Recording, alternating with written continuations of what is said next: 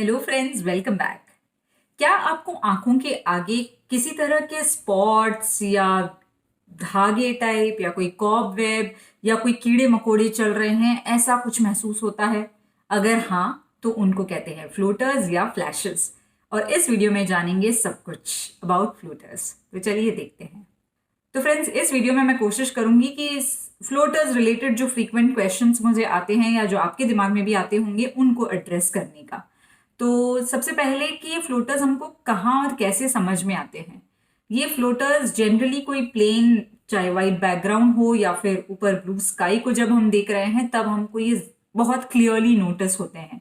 किस तरह के दिखाई देते हैं, ये सभी के लिए अलग सिचुएशन है। किसी को एक डॉट या स्पॉट जैसे दिखाई देंगे, किसी को ये धागों की तरह दिखाई देंगे, किसी के लिए ये बहुत ही फ्लूइड या मूविंग टाइप रहेगा, किसी को कॉबवेब की तरह दिखेगा। तो सभी के लिए सभी की कंडीशन अलग अलग है इन फ्लोटर्स को लेकर।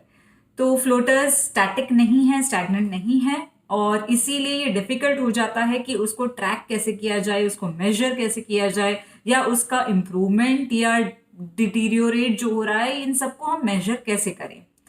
और इसके लिए मैं इस वीडियो में कोशिश करूंगी आपको मैं 3 अपने टिप्स बताऊं, जिनको आप ट्राई कर सकते हैं फॉलो करने के लिए। आपको फ्लोटर्स में अगर आपको कुछ आराम होता हो तो ये एक ट्रायल किया जा सकता है।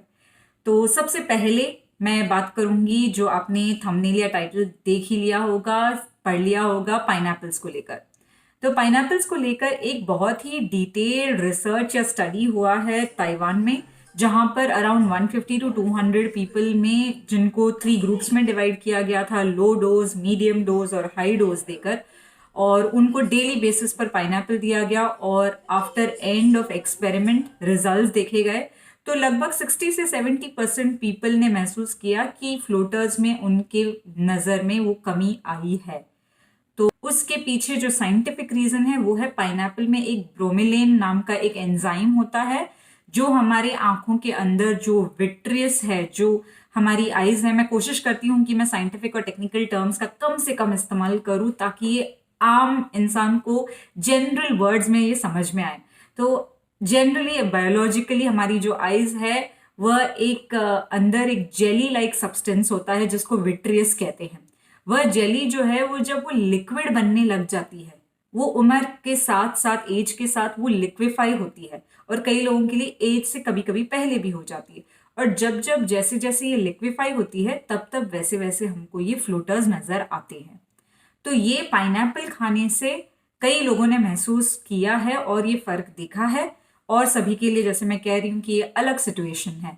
एंड मायोपिया ग्रुप, जिसको मैं फॉलो कर रही हूँ पिछले 1 साल से, जो एक नेचुरल तरीका है, कोई मैजिक जादू नहीं है, ये एक साइंस बेस्ड मेथड है, जहां पर हमारी आईज को टिपिकली कैसे फंक्शन करना है उसके जरिए हम मायोपिया जो है, जिनको दूर का देखने में प्रॉब्लम होती है, वो मायोपिया चश्मों से हम कैसे फ्रीडम पा सकते हैं, उस मेथड को मैं एक फॉलो कर रही हूँ। काफी लोग जुड़े हैं, और उसी एंड मायोपिया ग्रुप के मेरे एंड मायोपिया फेलो फ्रेंड्स कह सकते हैं, जिनको मैं यहाँ एक शाउट आउट दूंगी, जो जेमिली मेज है और Michael Zuki. Sorry guys if I miss pronounced your names, but इन दोनों ने भी खुद पर ये एक्सपेरिमेंट किया है पाइनएप्पल का। दोनों ने अपने वीडियोस भी शेयर किए हैं, मैं उनके लिंक्स भी डिस्क्रिप्शन बॉक्स में छोड़ दूंगी। वो वीडियोस हालांकि इंग्लिश में है, और ये जो मैं समराइज कर रही हूँ, हिंदी में कन्वर्ट कर रही हूँ, ट्रांसलेट कर रही हूँ, यही बातों को उन्होंने इंग्लिश में कहा है कि उन लोगों ने ये एक्सपेरिमेंट ऑलमोस्ट लगभग सेम टाइम पे जब किया था, उसके रिजल्ट्स में उनको कमी नहीं दिखाई दी फ्लोटर्स में, लेकिन जो दोनों ने ऑब्जर्व किया, उनके फ्लोटर्स में जो लिक्विडिटी, जो फ्लूइडिटी है, उसमें इंक्रीज नोटिस किया। वो भी एक सिग्निफिकेंट एक बात नोटिस करने वाली है। तो हो सकता है कि पाइनएप्पल का जो ये ब्रोमेलेन एंजाइम है, वो उस लिक्विड को, जो ये क्लम्प्स बन जाते हैं, उनको वो लिक्विफाई करके कहीं धीरे धीरे सेटल करता है, हो सकता है। तो कहने का मीनिंग यह है कि ये बहुत ही डिफिकल्ट सिचुएशन है ट्रैक करना कि ये वाकई में कितना कम हुआ है। उसको मेजर करना और ट्रैक करना जरा डिफिकल्ट है फ्लोटर्स, क्योंकि ये कॉन्स्टेंटली चेंज होते हैं और किसी के लिए भी ये सेम नहीं रहते, ये आते जाते रहते हैं।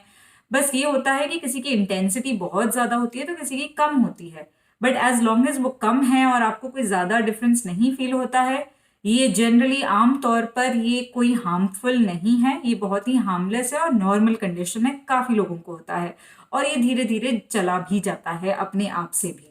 तो एज लॉन्ग एज ये कोई ज़्यादा सीरियस इश्यू नहीं है, इसका सेकेंड इलाज यही है, उसको इग्नोर करें। और एज लॉन्ग एज आप उसको इग्नोर कर पाएंगे, उसकी तरफ अगर आप ध्यान ही नहीं देंगे तो आपको फ्लोटर्स वो ज़्यादा महसूस नहीं होंगे। तो इग्नोर या फिर वेट एंड वॉच, क्योंकि थोड़े टाइम के बाद वो अपने आप से भी ये जा सकते हैं। तो वेट एंड वॉच एक तरीका है। बट हैविंग सेड दिस, अगर आपको लगता है कि ये बहुत ज़्यादा सीरियस लग रहा है आपको और बहुत ज़्यादा आपके विजन में प्रॉब्लम हो रही है, आपको दिखने में बहुत ज़्यादा फ्रस्ट्रेशन, अनोइंग, डिस्टर्बेंस या कुछ अंडरलाइन आईज में कोई इश्यू हो सकता है, अगर आपको कहीं भी ऐसा कुछ महसूस होता है तो no doubt reach out to your specialist और आप चेकअप कराइए, क्योंकि हो सकता है कि आपको कोई इंटरनल प्रॉब्लम, जिसके बहुत साइंटिफिक इलाज भी रहेंगे। लेकिन मैं एक नेचुरल रेमेडी की फॉलोअर हूँ और मैं कोशिश करती हूँ कि जहाँ तक हो सके हमारे प्रॉब्लम्स को हम नेचुरल तरीकों से सॉल्व करें। और तीसरा नुस्खा मैं ये बताऊंगी, वाटर।